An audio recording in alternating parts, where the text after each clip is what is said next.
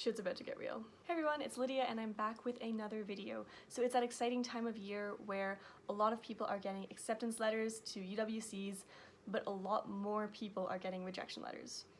And that's really hard. The sad truth of UWC is that there's only so many spots, and so for every person that gets in, there's so many more people that don't get in. And over the course of having this YouTube channel, I've been in touch with a lot of people who are applying to UWCs, and some of them have gotten in, and that's really exciting, but some of them haven't, and that's been really hard to be on this journey with these people and for them to not end up making it.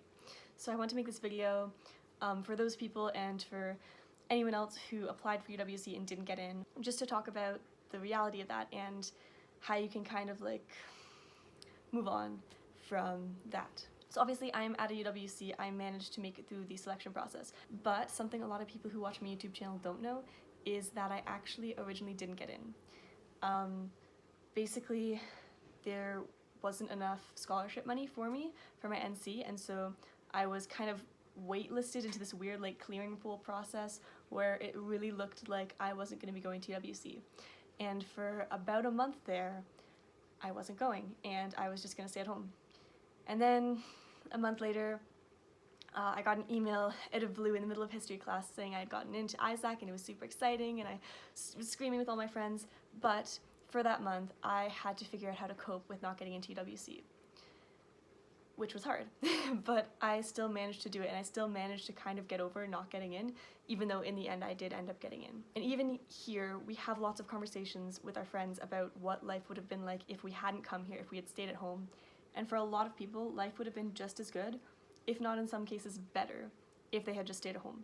Let me explain that, because I don't want you to think that UWC is bad or anything like that. If you did get in, I don't know why you're watching this video, but congratulations, celebrate, this is awesome.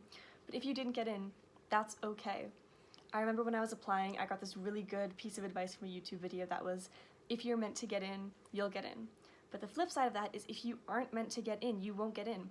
And not being meant to get in doesn't just mean you're not good enough, doesn't just mean you're not smart enough, you haven't done enough. Like, it's not that you aren't enough for a UWC, it's that UWC isn't what's going to give you the most success in life. So many people who are applying to UWC are so qualified, so smart, so engaged, so incredible, but they can't go for whatever reason, and that's really, really sad. But that doesn't mean that you're not gonna still have an amazing life. For a lot of people, and I know this isn't for everyone, but for a lot of people, at home, you're already set up for success. If you're applying to UWC, chances are you're someone who's already engaged with your community, you're someone who already has connections, you're someone who's already kind of set themselves up in a really good place in their town, and you want more. But even if you don't get that more, you're still in a really good place in your hometown. You can still continue to do all those amazing things you talked about in your application and enjoy them, and have a really fulfilling 2 years at home in your same place. Another thing I've heard that was really insightful was that UWC, in theory, is really, really stupid. Again, let me backtrack, because I know Isaac people watch this video and I don't want them to think that I'm slandering the school. I love Isaac, I'll say that as many times as I need to. I'm a huge advocate for this school. But when you think about it logically, leaving the place that you know, leaving where your family is, leaving the school you've already been attending, the friends you've already made, the opportunities you've already curated for yourself, leaving all of that behind to go to usually a new country with people you don't know, with a lot of languages you don't speak, with no assurance that anything is going to go right. Making that switch is kind of a bad idea. And if you did get into UWC, I'm not saying you should do it. That's not what I mean. I just mean that on paper, it doesn't look great.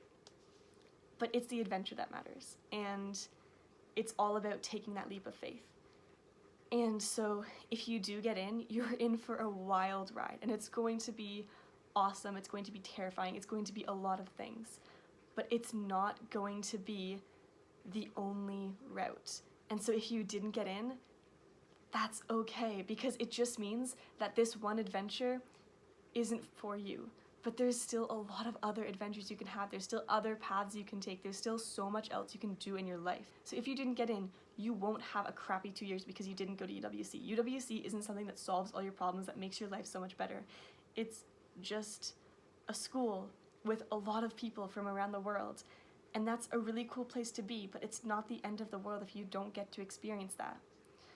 And so if you didn't get into UWC, obviously it's going to be hard, you're going to be let down, you're going to be sad, but you can still move on and you can still find really cool, awesome, amazing things to do where you are. You can still explore new paths. At the end of the day, the NCs, the selection teams, they know what they're doing. And so if they don't accept you into a UWC, it just means that you won't have the best experience that you could at UWC. It means that maybe you're better suited at home. Maybe your community needs you and there's something great you're going to do back there. Maybe your views don't exactly line up with the views of that UWC, and if you went there, you would feel really out of place, you wouldn't enjoy it. There's some people who came to Isaac and left in the first semester because they realized it wasn't for them, and that's okay. People do that, people change. So if you didn't get into UWC, I'm really, really sorry. This video isn't to tell you not to be sad. It's not to tell you that you shouldn't feel a bit let down. Obviously, you're going to be sad about it. You're going to wish you got in. That's all normal. The application process is so rigorous that putting all that effort in and then not getting in is sad. But UWC isn't the thing that you need to make you happy, to make you complete. It's really, really not. If you didn't get in, it's okay. Even just applying to UWC taught you so much about time management, about how to present yourself in an interview, about how to answer application questions, about how to research a place you want to apply for. It taught you so much that when you apply to university, it's still going to be easier, even though you don't have the little UWC logo on your high school diploma. So at the end of the day, everything is going to be okay. Take a couple weeks, be sad, eat ice cream, watch Netflix, whatever you have to do, but then put your chin up, look out for more opportunities, and keep going, because you are still an awesome person, even though you aren't a UWCer. That's okay. And everything's gonna be alright.